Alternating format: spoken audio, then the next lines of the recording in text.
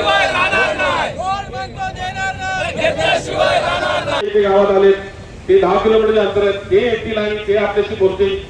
हे पण काय आले नाहीत, दुसऱ्या दिवशी सकाळी नाव देते. मग संध्याकाळी आपल्या विभागाचे आमदार भरत शेठ आले, त्यांनी आपली समजूत काढली. डायरेक्ट मुख्यमंत्र्यांशी आपल्याला बोलणं करून दिलं, डायरेक्ट थेट आपला व्हिडिओ कॉल झाला आणि सगळं जनता ऐकत होती. त्यांनी म्हटलं की माझा शब्द तुम्ही आंदोलन थांबवा, तुमचं जे काही म्हणणं आहे ते मी पूर्ण करून देतो. माझा शब्द आहे, भरत शेठ म्हणतात माझा शब्द आहे. त्या समितीला हा अनुभव होता की आंदोलन थांबलं की मीटिंग केली जाते, ती मीटिंग परत होत नाही. म्हणजे तुम्हाला काय चाललंय हे पण तुम्हाला माहिती नाहीये की केवढी मोठी शोकांतिका आहे.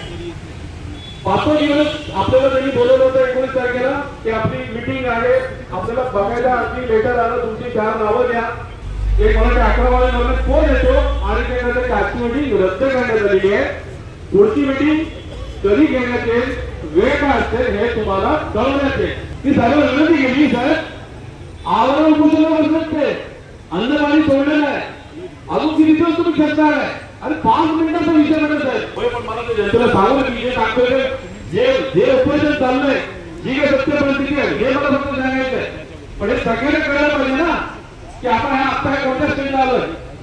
तर ते 5 मिनिटं आम्हाला द्या, 5 मिनिट तिथे आमचं प्रतिक्रिया असेल, तिथे तुम्ही सांगा, आपण इथे हे थांबू.